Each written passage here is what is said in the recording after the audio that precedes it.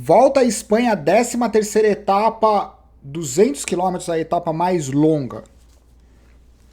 Eu acabei de receber esse uniforme SS. Cadê o SS?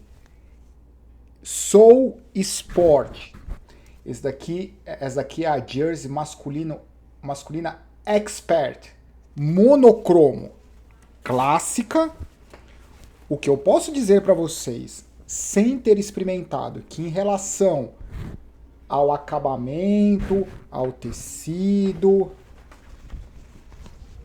a barra, o tipo de elástico, incrível. Eu coloquei no meu Instagram, quem quiser saber mais informações do lançamento da Soul Sport, existe uma promoção, as informações dos valores, etc. E uma promoção para quem comprar uma bike SL da Soul. Daí tem o combo com a roupa, que é muito bacana.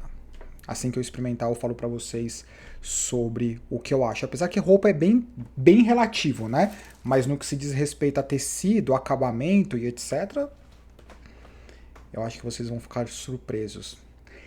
13ª etapa, 200 quilômetros, plano, 200 quilômetros fáceis. Não dá para falar que é fácil, depende do ritmo, depende se tem quebra, se tem tombo, se tem interesse.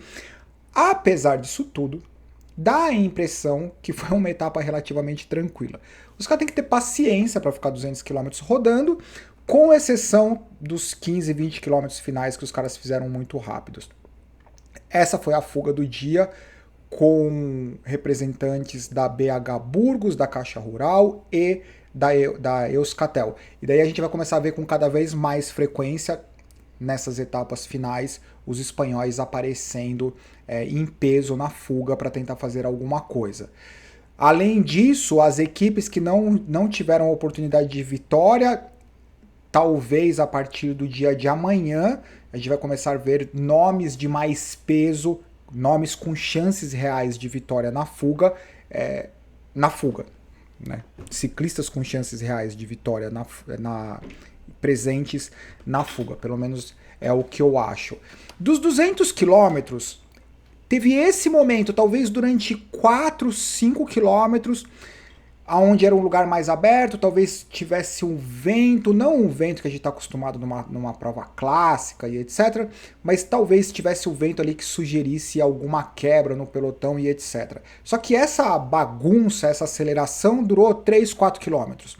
E daí eu acho que todo mundo chegou à conclusão que não valia a pena a força que eles estavam fazendo, porque não estava rendendo em absolutamente nada. E mesmo porque faltando 50 quilômetros, se eles conseguissem a quebra, essa determinada quebra teria que sustentar isso por 50 quilômetros, levando em consideração o dia de amanhã. Talvez os diretores esportivos começaram a passar rádio e etc. Falaram assim, não, esquece, não vale a pena. Daí eles deram uma acalmada. Tanto é que esse print aqui, 59,8 quilômetros para o final, com 58 já estava mais tranquilo. Tá vendo? Esse foi a imagem. Até aconteceram algumas quebras, mas poucos quilômetros, talvez 1, 2 quilômetros após essa imagem, já estava todo mundo junto novamente. Tá vendo? 53 quilômetros, bem antes desse print, já estava tudo sob controle, todo mundo junto novamente. Então foi só. Acho que os caras cansaram de ficar girando por 150 quilômetros, porque eles literalmente ficaram girando. Daí a fuga quase era neutralizada, daí eles seguravam o ritmo, daí a fuga abria um pouco, ficou meio nesse lenga-lenga. Com 28 quilômetros, fuga neutralizada, eu acho que até de forma prematura demais para o pelotão, mas de qualquer forma, 3 caras contra um pelotão inteiro impaciente, eles não teriam muitas chances. Isso foi engraçado, porque o sprint intermediário, primeiro o local onde eles colocaram o sprint intermediário, a 13 quilômetros do final, fica muito próximo, né, para as equipes realmente, para o pelotão realmente permitir com que as equipes briguem pelo sprint intermediário e depois se reconectar. Foi o posicionamento, o local onde colocaram o sprint intermediário foi meio estranho, e o comportamento que ninguém, absolutamente ninguém, foi atrás do Jakobsen para tentar capturar, faturar alguns pontos. Permitiram com que ele faturasse o maior número de pontos, com que o ciclista da Quick-Step, mesma equipe, faturasse ponto, o que aumenta ainda mais a diferença em relação a quem tem ou quem teria a pretensão de vestir a camisa verde. Esses são dentro dos 10 km finais, mais precisamente 4,6 km. Será que os caras estão fazendo força? Fizeram muita força.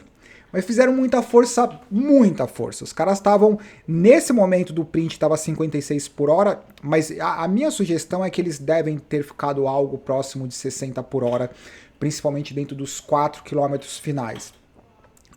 A Quick-Step inteira armada, vocês estão vendo um capacetinho verde ali, só o cucuruto do capacete verde do Jacobsen, mas dentro do quilômetro e meio final, a Quick-Step continuava armada, acho que é o Matteo Trentin, que está ali perto da árvore, mais para frente, ele foi o cara que estava na roda da Quick-Step, e o Jacobsen simplesmente explodiu o motor. É o seguinte, ele olhou para baixo, no momento que ele olhou para baixo, ele parou de pedalar. Agora, esse ter olhado para baixo, eu não sei se é a sugestão de um problema mecânico, se foi uma marretada da própria equipe, não que a equipe tenha tido a intenção de literalmente largá-lo. Só que os caras também cansam, né? Ter um trem de embalada como a Quick-Step é o sonho de qualquer cara, mas também pode se tornar o pesadelo, porque você tem que estar muito forte para conseguir aguentar o ritmo que esses caras colocam, e talvez hoje não tenha sido o dia do Jacobsen.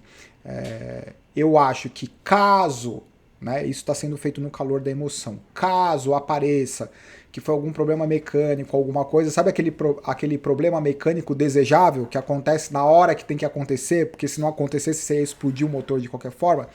Tava visível que estava muito forte, ele sobrou, então criou, a partir do momento que ele sobrou, faltando 1,5 km, criou uma confusão, porque atrás do Jacobsen estavam os atletas da Alpecin Fenix, e os atletas não esperavam que o Jacobsen iria sobrar.